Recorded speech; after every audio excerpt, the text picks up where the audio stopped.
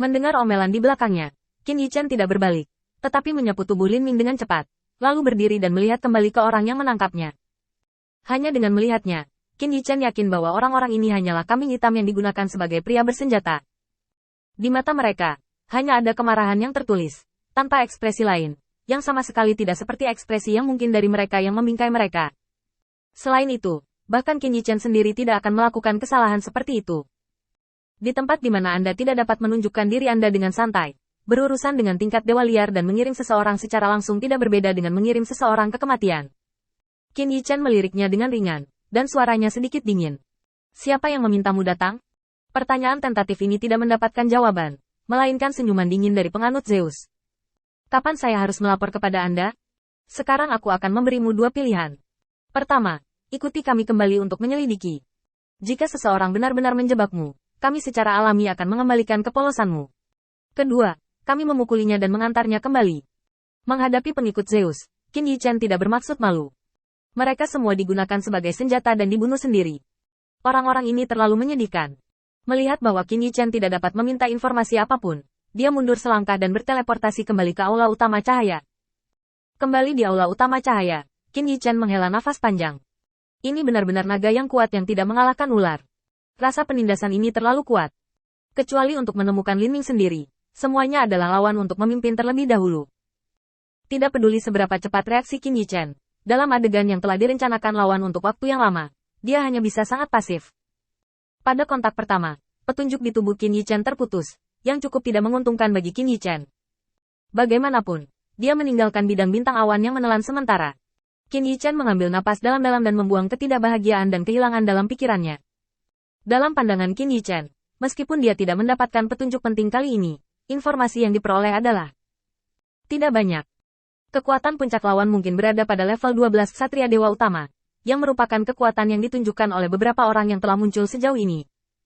Bisa dibayangkan bahwa orang-orang yang menembak sekarang jelas bukan puncak kekuatan mereka, yang lebih kuat diperkirakan setara dengan Ksatria Puncak di bawah 12 Dewa Utama. Ini mendekati puncak kekuatannya saat ini. Qin Yichen perlu menghabiskan banyak waktu dan energi jika dia ingin memasak. Di kota yang berguncang gunung ini, ada begitu banyak perselisihan tenaga kerja dan kekuasaan, yang jauh lebih rumit daripada yang terlihat di permukaan. Tuan Guang, tepat bagi Anda untuk kembali. Kemudian kecepatan menempa Lin Yu sangat cepat, dan sekarang dia jauh di depan yang lain.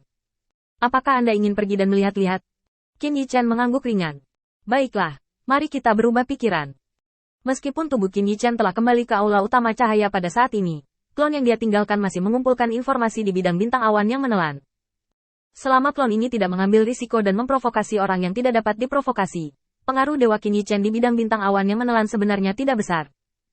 Kebetulan kemajuan Lin Yu keluar jalur, jadi mari kita lihat apakah dia bisa dilatih terlebih dahulu dan membantunya menempa ulang senjata Met Domain, tetapi juga dapat mengurangi banyak masalah yang tidak perlu.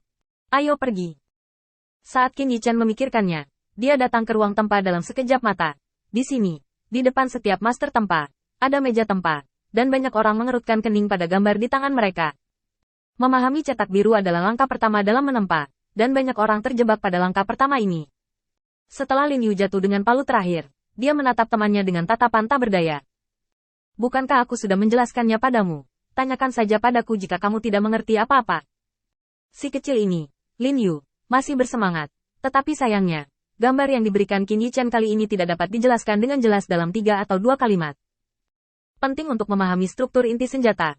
Pada titik ini, setiap orang memiliki pemahaman yang berbeda, yang juga memungkinkan mereka untuk memiliki hasil yang lebih berbeda setelah menempa.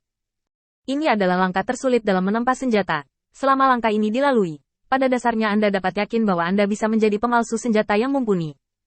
Qin Yichen datang ke Lin Yu dan mengambil bagian yang dia tempa di tangannya sebentar untuk mencari tahu. Sementara Lin Yu menjelaskan dengan susah payah kepada teman-temannya, dia berkeringat deras, dan sama sekali tidak memperhatikan kedatangan Qin Yichen. Itu dia, kita harus menekan di sini. Kenapa? Aku tidak tahu, aku hanya ingin menekan. Lin Yu hampir gila oleh pertanyaan-pertanyaan ini. Dia baru saja menyadari ide menempa senjata, dan banyak hal hanya bisa dipahami tetapi tidak diungkapkan dengan kata-kata. Akan terlalu banyak ujian bagi Lin Yu saat ini untuk mengatakan alasannya.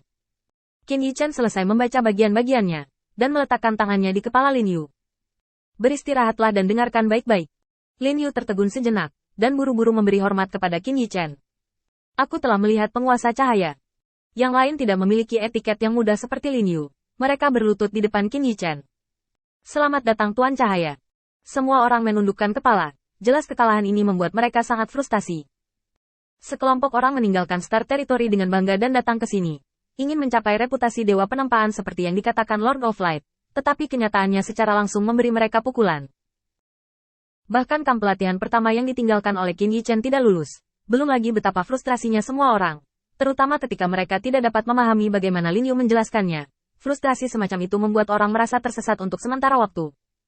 Qin Yichen hanya memandang mereka dengan ringan, dengan sedikit senyum di wajahnya. Kamu telah melakukan pekerjaan dengan sangat baik.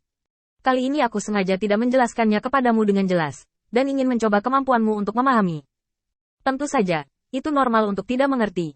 Jika aku tidak memiliki kekuatan untuk memahaminya.